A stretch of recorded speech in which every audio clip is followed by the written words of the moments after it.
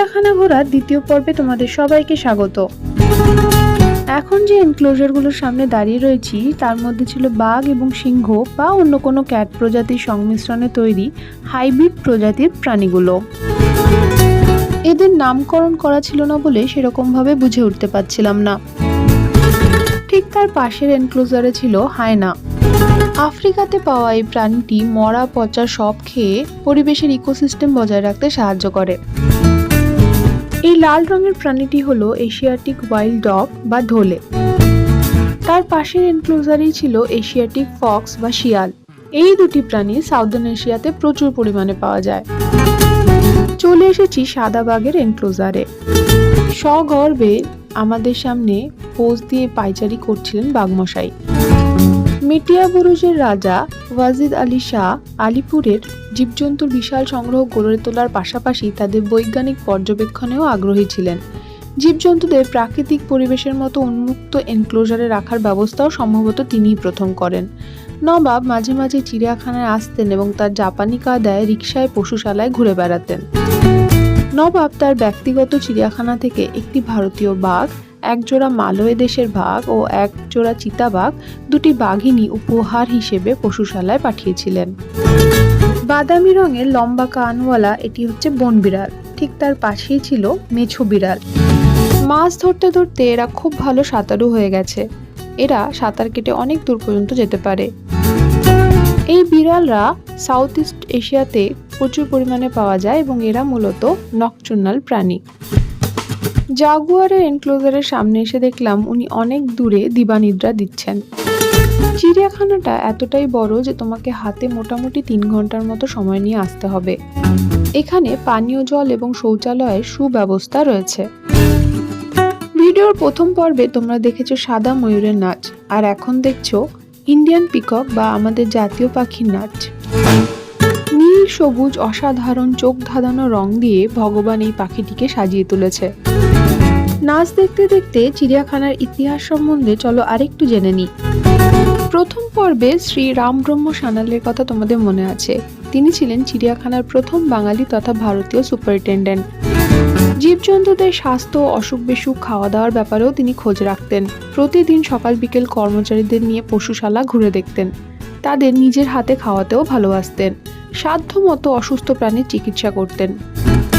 1880 সালের 25শে ডিসেম্বর বড়দিনে দর্শকদের টানতে চিড়িয়াখানার ভিতরে ইলেকট্রিক ট্রেন চালাবার ব্যবস্থা করা হয়েছিল। শ্রী রামব্রহ্ম ট্রেন চালাবার দায়িত্ব দিয়েছিলেন বার্ন কোম্পানিকে। বাংলার ছোট লাট স্যার আশলে ইডেন স্বয়ং উপস্থিত ছিলেন সেদিন। চিড়িয়াখানায় টিকিট বিক্রি বেড়ে গিয়েছিল হু হু করে।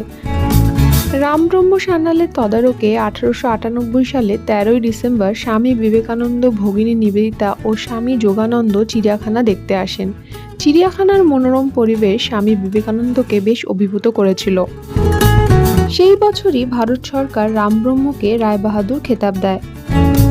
কলকাতা আলিপুর চিড়িয়াখানার ইতিহাস বলতে গিয়ে ডক্টর রামব্রহ্ম সান্যালের কথা না বললেই নয়। চিড়িয়াখানার উন্নয়নে তার অবদান অনস্বীকার্য। ছোটবেলা বাবার হাত ধরে যখন চিড়িয়াখানায় আসতাম তখন সাপেদের জন্য একটা আলাদা ঘর বা এনক্লোজার থাকতো। সেটাকে সাপ ঘর বলা হতো। এখন সেটাকে দেখতে পেলাম না। এখানে শুধু একটাই কাচের এনক্লোজার ছিল, যেখানে সবুজ, হলুদ এবং কালো রঙের অ্যানাকোন্ডার ছোট ছোট বাচ্চা রাখা হয়েছিল। এটা হলো নকটার্নাল হাউস। রাতে যেসব প্রাণীরা জেগে থাকে তাদের জন্য। এর ভেতরে ঢুকে আলো আঁধারিতে তেমন কিছুই দেখতে পাইনি। এই জলাশয়ের মধ্যে তোমরা কিছু দেখতে পেলে? যদি দেখতে পাও তাহলে জানিও কমেন্টে। দক্ষিণ মেক্সিকো, মধ্য ব্রাজিল, প্যারাগুয়ে এবং বলিভিয়াতে পাওয়া যায় এই গ্রিন ইঙ্গুয়ানা। গড়ে প্রায় 20 বছর পর্যন্ত বাঁচতে পারে এরা। Black and white ruffled lemur. Alpaca বা লামা প্যাকোস।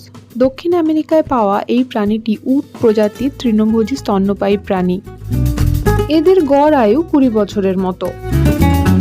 অস্ট্রেলিয়া এবং নিউগিনিতে পাওয়া এই পাখিটির মাথায় শক্ত হাড়ের মুকুটটিকে বলা হয় কাস্কিউ। সেখান থেকেই পাখিটির নামকরণ করা হয়েছে কাসোয়ারি।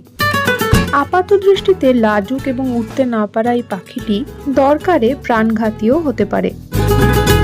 কলকাতা চিড়িয়াখানা একসময় প্রসিদ্ধ ছিল আদিত্য নামে একটি অ্যালড্রাবরা জাতীয় কচ্ছপের জন্য। রবার্ট ক্লাইভের ব্যারাকপুরের বাড়ি থেকে এই আদিত্য নামের কচ্ছপটিকে আলিপুরজুতে স্থানান্তরিত করা হয় 1875 বা 1876 সালে, যেটি তারপরে 22শে মার্চ 2006 পর্যন্ত বেঁচে ছিল। মারা যাওয়ার সময় তার আনুমানিক বয়স হয়েছিল 255 বছর। মনে করা হয় এই আদিত্য ছিল পৃথিবীর লংগেস্ট লিভিং অ্যানিমাল।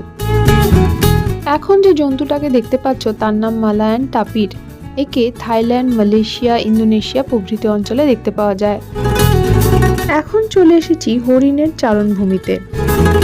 প্রথমে দেখতে পাচ্ছি কাকর এবং সম্বর হরিণকে।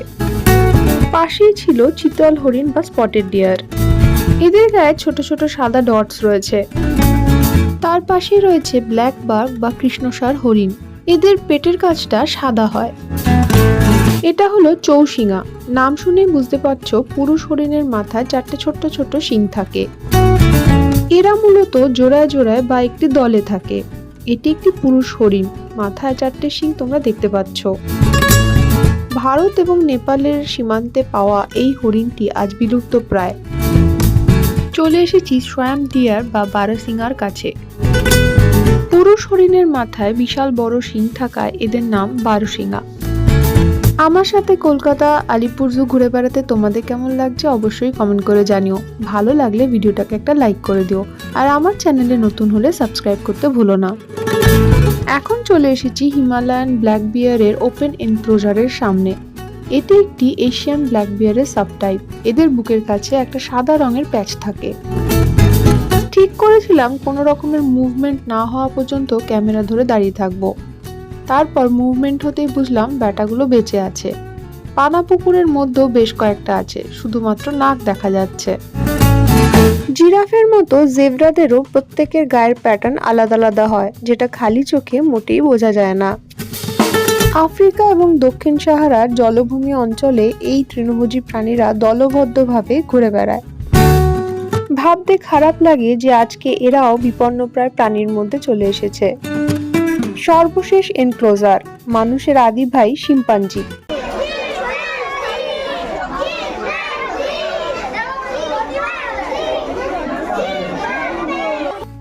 ট্রপিক্যাল আফ্রিকাতে পাওয়া শিম্পাঞ্জিরা সাধারণত 15 থেকে 150টি দলে ঘুরে বেড়ায়।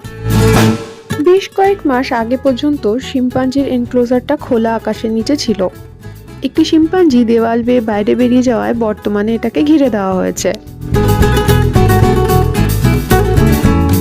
চিড়িয়াখানা ঘোরা শেষ। এখনকার মতো এই পর্যন্তই। তোমাদের সাথে আবার দেখা হবে আমার পরবর্তী ভিডিওতে। ততদিন সবাই খুব ভালো থেকো। এখন তবে আসি, বাই।